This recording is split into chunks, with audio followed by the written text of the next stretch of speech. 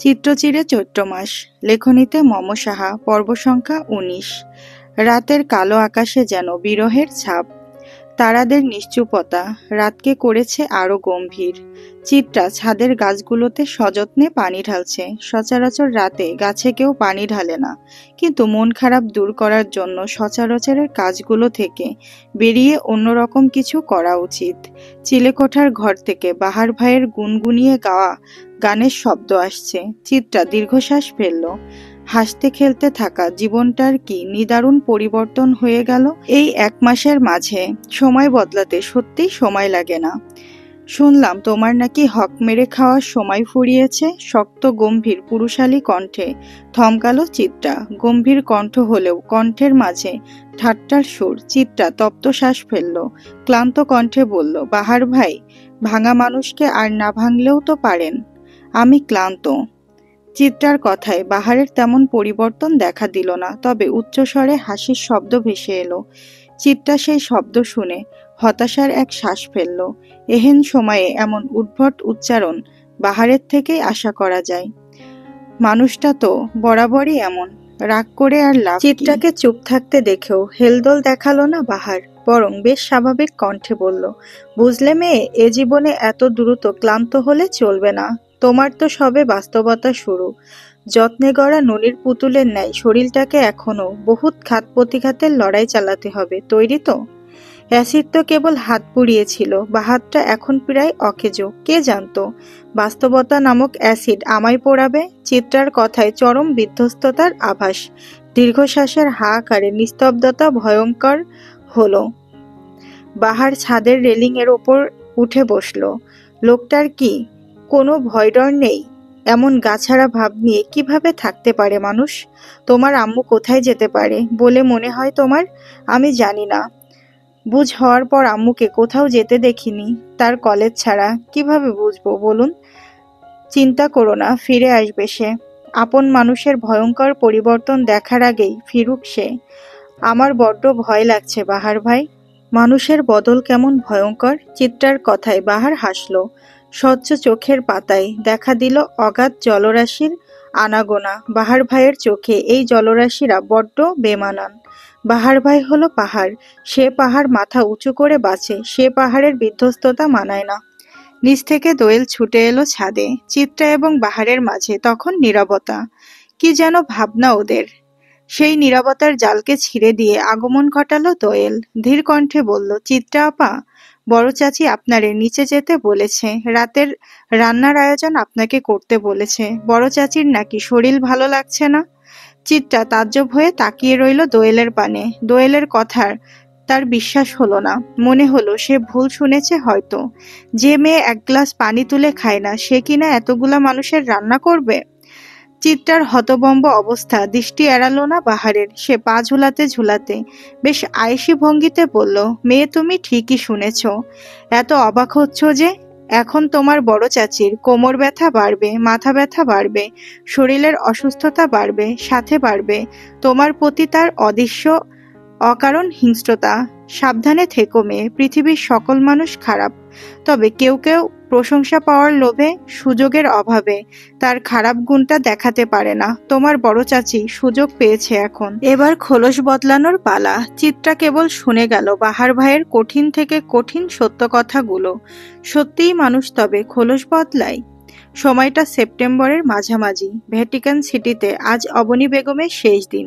এই তো একটু পর তারা নিজেদের গন্তব্যে রওনা দিবে। এরপর ভুলে যাবে সে এই ভ্যাটিকান সিটিকে। এই ভিন দেশে অবনী বেগম দান করেছে অগাধ বিশ্বাস ভাঙার যন্ত্রণা। এই ভিন দেশকে সে আর মনে করবে না। সে আর ফিরতে চাইবে না এদিকে। ভুলে যাবে সব যা আছে মিছে কলরব। ভুলে গিয়ে যদি ভালো থাকা যায়, তবে ভুলে যাওয়াই শ্রেয়। এয়ারপোর্টে অপেক্ষারত অবনী। অধীর আগ্রহ তার উড়ে যাবার। এই দেশে আর যে টিকছে না মন। অনুভূতিদের ভূতা যন্ত্রণায় দিবানিশি যে জ্বালাচ্ছে, তা আর যে নিতে পারছে না। এ দেশ ছেড়ে চলে গিয়ে সমাপ্তি টানবে সে যন্ত্রণার। এয়ারপোর্টের ফর্মালিটি মিটিয়ে আমজাদ সওদাগর এসে বসলেন অবনী বেগমের সাথে। চেরিকে অন্য জায়গায় রাখা হয়েছে রেস্টের জন্য। প্লেন ছাড়তে এখনো প্রায় ঘন্টা দেড়েক দেরি আছে। অবনী বেগম তাকালো আমজাদ সওদাগরের দিকে। লোকটা কি নিয়ে যেন কয়েকদিন যাবৎ চিন্তিত। কেমন অস্বস্তি দেখা যায় মানুষটার মুখ জুড়ে। অবনী বেগমকে তাকিয়ে থাকতে দেখে আমজাদ সওদাগর বিব্রত বোধ করল। কিঞ্চিত হেসে বলল, কিছু বলবে? আমজাদ সওদাগরের প্রশ্নের বিপরীতে প্রশ্ন ছুড়ল অবনীও, তুমি কিছু বলতে চাও? অবনীর প্রশ্নে আমজাদ সওদাগরের অস্বস্তি বাড়ল। সে যে কিছু একটা বলতে চাই তা তার মুখ দেখেই আন্দাজ করা যাচ্ছে, অথচ বলতে পারছে না। অবনী বেগম হয়তো আন্দাজ করতে পারল আমজাদ সওদাগরের না বলা কথাটা। অতঃপর ক্ষীণ হাসল, ভারী কণ্ঠে বলল, আজ তোমাকে একটা সত্যি কথা বলি আমজাদ। অনেক বছরের পুষে রাখা মিছে এক আবরণ আজ ছিঁড়ে ফেলি। আমজাদ সওদাগর অবাক হলেন অবনী বেগমের কথায়। ভ্রু কুঁচকে জিজ্ঞেস করলেন, কি কথা? এই যে আমি তোমার মেজ ভাইয়ের প্রাক্তন, এই কথাটার পিছনের ইতিহাস জানাতে চাচ্ছি। আমজাদ সওদাগর বিস্ফোরিত নয়নে অবনী বেগমের দিকে তাকিয়ে রইলেন। এমন সময় এ কথাটা সে আশা করেনি। আর এ বিষয়ে তাদের পরিবারে কখনো খোলামেলা আলোচনা হয়নি। তাই এমন আলোচনা যে কাশ্মীরকালেও হতে পারে তা তার ভাবনার বাহিরে ছিল। অবনী বেগম আমজাদ সওদাগরের হতভম্বতা দেখে কিঞ্চিত হাসল। বেশ আরাম করে বসে বলল, তোমার পরিবারে এসেছিলাম মনে পুষে রাখা ক্ষোভ নিয়ে তোমাদের ধ্বংস করে দিতে। কিন্তু বয়স বাড়ার সাথে সাথে তোমাদের প্রতি বেড়ে গেল মায়া। আর আমার ক্ষোভ যে কতটা ভিত্তিহীন ছিল তাও বুঝতে শুরু করলাম। তবে হয়তো আজ এসব কিছু বলা অহেতুক। তবে মনে হচ্ছে জীবনের এই পর্যায়ে এসে সত্যিটা তোমার জানা উচিত। কিছু অনুশোচনা তোমাদেরও থাকা উচিত ভুল ভাবার জন্য। আমজাদ সওদাগরের অবাকের পাল্লা ভারী হলো। বিস্মিত কণ্ঠে বলল, কি বলতে চাচ্ছ? যা বলতে চাচ্ছি তা শোনার জন্য তুমি প্রস্তুত হও। আমার জীবনের মুমূর্ষ সেই অতীত। সময়টা গ্রীষ্মের মাঝামাঝি। আমাদের গ্রামে তখন ডাকাতের প্রকোপ বেড়েছে। দিনের বেলা তো কাঠফাটা রোদ, আর রাতে হতো তুমুল ঝড়। চারিদিকে পানি বেড়েছে। সেই পানি দিয়ে আসতো জলদস্যু। তাই গ্রামে বড় বড় পুলিশ অফিসার আসে। টহল বসানো হয় জায়গায় জায়গায়। তখন আমি ছিলাম 15 কিশোরী। এগ্রাম ওগ্রাম দাপিয়ে বেড়াতাম। একদিন দুপুরেই কাঠফাটা রোদ্দুরে দেখা হয় আমার জীবনের সর্বনাশা পুরুষের সাথে। কিশোরী মন তখন সেই অপরিচিত পুরুষটার সান্নিধ্যে এসে কেমন কেঁপে উঠল। সেই প্রথম আমি অনুভব করলাম বিশেষ কিছু, যা কখনো আমি এর আগে অনুভব করিনি। এক দুপুরে সেই অপরিচিত পুরুষকে প্রথম দেখে আমি ভয়ে কেঁদে দেওয়ার উপক্রম। লোকটা কি সুন্দর করে আমাকে কাঁদতে না করলো, কিন্তু সুন্দর তার কথা। কিন্তু ভয়টা এতই জেঁকে ধরেছিল যে রাতে গা কাঁপিয়ে জ্বর এলো আমার। ঘরে আব্বা একা মানুষ। আমার তখন ধুম জ্বর। মধ্যরাতে বাবা মেয়ের তখন বেহাল অবস্থা। তখন গ্রামে তো তেমন ডাক্তার ছিল না। জ্বরে আমার দাঁতের সাথে দাঁত লেগে আসার উপক্রম। বাহিরে তুমুল ঝড়। তন্মধ্যেই বাহির থেকে গাড়ির শব্দ পাওয়া গেল, যা তুমুল বৃষ্টির ছাট পেরিয়ে শোনা গেল। বাবা ছুটে বাহিরে গেলেন। আমি তখন প্রায় জ্ঞান হারিয়ে ফেলার অবস্থা। ঝাপসা চোখে দেখলাম দুপুরে সেই অপরিচিত পুলিশ অফিসারটা হন্তদন্ত হয়ে আমাদের ঘরে এসেছে। পাশে আরেকজন অফিসারও। দ্বিতীয়বার লোকটিকে দেখে আমি জ্ঞান হারিয়ে ফেললাম। যখন জ্ঞান ফিরে তখন দেখি আমাদের সদরের হসপিটালে আমি ভর্তি। চারপাশে রোদের ঝিলিক। জানতে পারলাম পুরো একটা রাত আমি অবচেতন ছিলাম। আমাকে সেই পুলিশ অফিসারই হসপিটালে নিয়ে এসেছে গাড়ি দিয়ে। সারা রাত সে এখানেই ছিল। বাবাকে অনেক সাহায্য করেছে। কিন্তু জানি না আমার কেন যেন লোকটাকে ভয় লাগতো। কেমন একটা অনুভূতি হতো, নিজেও বুঝতাম না। এই লম্বা চওড়া লোকটাকে দেখলেই বুকে ভয় হতো। হসপিটালে আমি 3 দিন ছিলাম। লোকটা 3 দিন রাতেই এসে দেখে যেত। আমি তখন ঘুমিয়ে থাকার অভিনয় করতাম, যেন তার চোখে চোখ পড়লে আমি শেষ হয়ে যাব। আমার 15 বছরের জীবন তখন ততটাও মজবুত ছিল না। 3 দিন পর বাড়ি ফিরলাম। শরীর সুস্থ হতেই আবার আমার ছুটাছুটি শুরু, গ্রামে চড়ে বেড়ানো শুরু। কিন্তু যখন পুলিশের গাড়িটা দেখতাম তখনই লুকিয়ে থাকতাম। একদিন দুপুরে পুকুরে নেমেছিলাম আমাদের গ্রামে আরো ছেলে মেয়েদের সাথে। বাবার পাশের মাঠ থেকে চিৎকার চেঁচামেচি করছে, যেন উঠে যাই পুকুর থেকে, কিন্তু কে শোনে কার কথা। আমি তো আমার দুষ্টুমিতে মত্ত। হুট করেই তখন সেই চিরপরিচিত গাড়িটা এসে থামলো। ছেলে মেয়ে সব পুকুর থেকে উঠে দৌড়।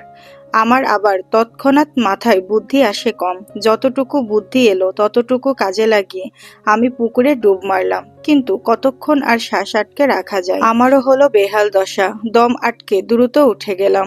উঠতেই চোখ পড়ল পুলিশ বাবুর দিকে। সে বুকে হাত গুটিয়ে আমার দিকেই তাকিয়ে আছে। প্রথম দেখার পর আবার আমাদের দ্বিতীয়বার সরাসরি চোখে চোখ রাখা হলো। মানুষটার মুখটা দেখলেই আমার যেন কি হয়ে যেত। আমাকে এমন তাকিয়ে থাকতে দেখে সে ধমক দিল। তার রাশভারী কণ্ঠে শরীরের প্রতিটি নিউরন কেঁপে উঠল। বাবা ছাড়া আমি কারো ধমকে ভয় পেতাম না। অভিমান তো করব দূরের কথা, অথচ আমি ভয় পেলাম লোকটার ধমকে। অভিমান করে উঠে গেলাম পুকুর ছেড়ে। বাবার পর এই দ্বিতীয় পুরুষ যার ওপর আমার অভিমান হলো। এরপর দিন গড়াতে লাগলো। লোকটা আর তার বন্ধুকে দেখতাম প্রায়ই। আমাদের দেখলেই পুলিশ বাবু তার রাশভারী কণ্ঠে ডাক দিয়ে এটা ওটা বলতেন। কি সুন্দর হাসতেন। আমি কেবল অপলক তাকিয়ে দেখতাম। বাবা বলতো আমাকে বিয়ে করে নিয়ে যাবে এক রাজপুত্র। আমি মনে মনে ভাবতাম পুলিশ বাবু সেই রাজপুত্র হলে খারাপ হবে না। আবেগের গাছে তখন ভালোবাসার ফুল ফুটলো। ওরা দুই বন্ধু গ্রামে বেশ সুনামও কামালো। ওরা আসার পর কমে গেল ডাকাতের প্রকোপ। ওনার সাথে আমি প্রথম মানসিকভাবে ঘনিষ্ঠ হই এক ঘটনায়। আগে তো দূরে থেকে দেখতাম, হাসতাম। সে ঘটনার পর আমাদের সম্পর্ক হয়ে গেল সহজ সরল। আমার এক বান্ধবীকে তার ইচ্ছের বিরুদ্ধে বিয়ে দিতে চাইলে সেই মানুষ প্রতিবাদ করেন। আমার বান্ধবী আবার পড়াশোনা করত। পুলিশ বাবু আমার বান্ধবীর পড়াশোনার দায়িত্ব নেন। এরপর থেকে মানুষটা প্রতিটা কাজে আমি মুগ্ধ হতাম।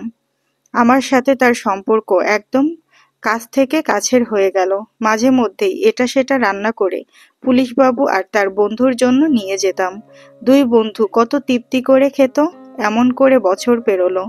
পুরো গ্রাম জেনে গেল আমাদের সম্পর্কের কথা। সবাই জানতো পুলিশবাবুর সাথেই আমার বিয়ে হবে। কিন্তু কথা থামালো অবনী বেগম। আমজাদ সওদাগর তখন হাত পা কাঁপাকাঁপি অবস্থা। যে সত্যের মুখোমুখি সে আজ হয়েছে তা না জানতে পারলে যে নিস্তার নেই। সে উত্তেজিত কণ্ঠে বলল, কিন্তু কি? অবনী বেগম দীর্ঘশ্বাসে ভারী হলো বুক।